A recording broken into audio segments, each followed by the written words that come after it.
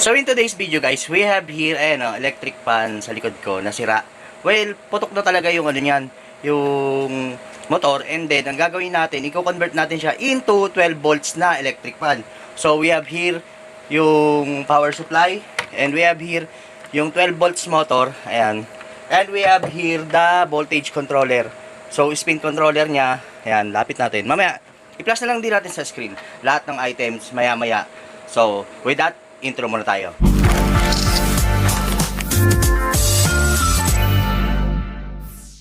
So guys, ayan, naka-ready na lahat ng kailangan. So ito, wala na to, deads na to. Putok na yung sunog na yung motor niya. So ito yung charge controller, yung voltage controller, charge controller, pwede rin. So ayan, merong input ng motor, merong input ng sa fan. So may positive, negative. Well, ayan, motor papunta sa motor, and then ito yung supply voltage, ayan.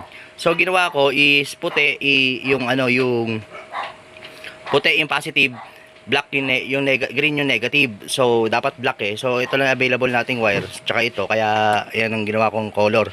So we need this kung female plug. Well, may male din yan kapartner, pero since sakto na siya, no need na asikasuhin pang sakto naman siya ayan Pwede mo naman i-direkta pag kinat mo to, kinat mo rito, diretso na, kasi meron ka namang ayan, meron ka nito. So meron tayo dito power supply, initially 12 volts to amp, 2.5 amp. Well, I recommend 4 amp to 5 amp. Magpa-flash tayo sa screen, tsaka maglalagay tayo sa description box ng 12 volts 5 amp nito, para mas maganda yung ikot nito, mas malakas. So ayan na, setup muna natin ha, tapos ipakita ko sa inyo kung paano ang diskarte ko, paano ko sinabuo. So guys, ayan, nakalas na natin. Ayan, nakalas na rin natin. Bali itong gitna, hindi na to kailangan. So ayan, diretso na yan dyan, ganon, ipitin na lang siyang ganon. Ilalagay na to sa gitna, ganon, diretso. So attach ko muna, tapos pakita ko sa inyo paano diskarte mamaya. So guys, ayan, nakabit na natin. Ayan siya. So kailangan lang pagka nag-screw kayo, ikot dito, ikot dito, ikot dito, ikot dito. Huwag nyo sabay isang diin lang dito, tapos saka baga konting pihit dito, konting pihit dito, konting pihit dito, ganun, para mag-even yung pag-ipit nyo sa kanya. So huwag nyo masyadong higpitan, kasi nga baka masira itong nasa gitna. And then pwede nyo naman lagyan ng ng mighty band dito, para hindi na siya matanggal, baga hindi siya umikot ng kusa niya, lumuwag. So ayan, tara, diretso ulit natin. Pasok natin yung wire dito, tapos itong connector siguro dito, tapos yung itong supply siguro sa likod na rin. So tara, test setup ko muna, tapos pakita ko ulit sa inyo yung kalalabasan. So guys, nakabit na natin. So dito meron yang positive, negative. Meron sa likod dyan na na tuldok na pula. Doon nyo lalagay yung red wire, positive. Tapos yung walang tuldok na malapit, yun yung negative. And then pababa dito, since ayun, maiksi yung wire natin, dinagdagan ko na lang. So kinolor combination ko na lang din ng kapag green is negative and white is positive. So papunta sa controller, and then papunta sa supply. Ito, supply. So dito ko siya sa may bandang likod, ayan, bandang likod nilagay, para i-attach tong adapter natin, ganyan. So again, kapag dito sa supply, di ka pwedeng magkamali, kasi masisira to. Make sure na positive, negative, ayan. Ito yung B, positive, negative. Pero pag sa motor, papunta ron, pwede ka magkamali. Ang mangyayari lang, baliktad yung ikot ng LEC. Tapos pagka baliktad, pagbabaliktad mo lang din to, itong terminal, yung dalawang wire na to. Pero eto, dito sa supply, hindi ka pwede magkamali Ayan, pati dyan, merong positive, negative. Ayan, positive, negative. Ayan. Pagdating dito, meron din yung positive, negative. Ayan, positive, puti, negative, pula. Ayan. So, sinaksak na natin.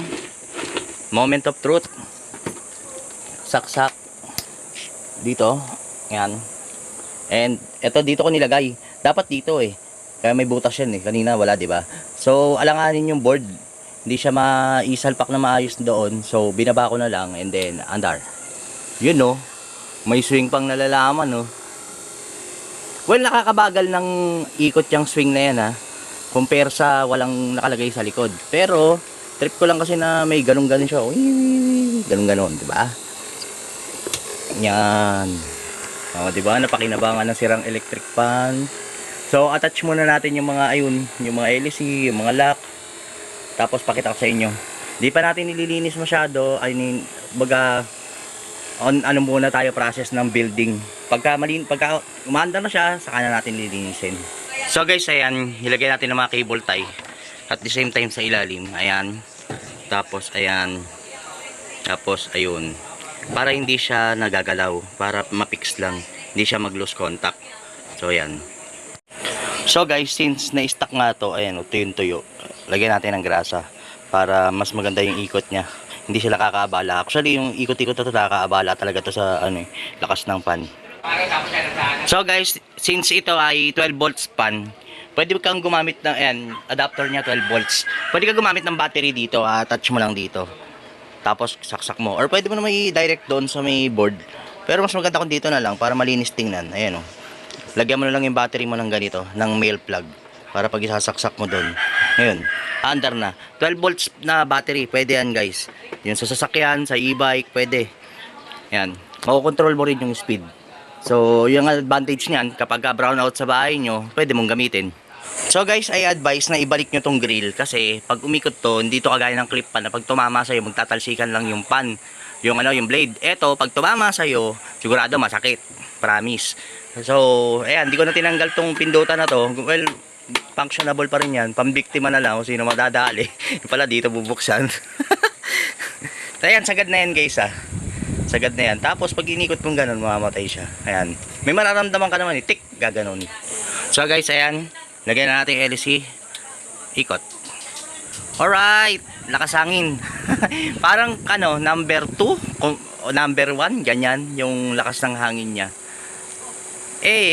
May bagong laruan. Ayan. Yung lakas ng hangin niya guys, parang 1 or 2 lang ng electric fan na ordinary natin na ganito, yung ganitong electric fan na desk fan na mayroong 1.5 UF na capacitor. Parang in between number 1 tsaka number 2 yung lakas niya. Pero pag nagpalit ka ng 5 amp, yun na, mas malakas yung bibigay niya sa yung power. Siguro mga 2 ang ikot. So guys, nagawa na natin yung electric fan natin from 220 to 12 volts. So ayan, dilinisin na lang natin, pupunasan para maging pogi ulit. So from junk shop na electric fan na buhay natin, mapapakinabangan muli. So kung mahilig ka sa how to, tutorial, unboxing, cellphone application, wifi, video kay e-bike, and all about technology converted. So please like, subscribe, and hit the notification bell para updated ka sa mga bagong tech videos na lalabas. So with that, maraming salamat po, and peace out.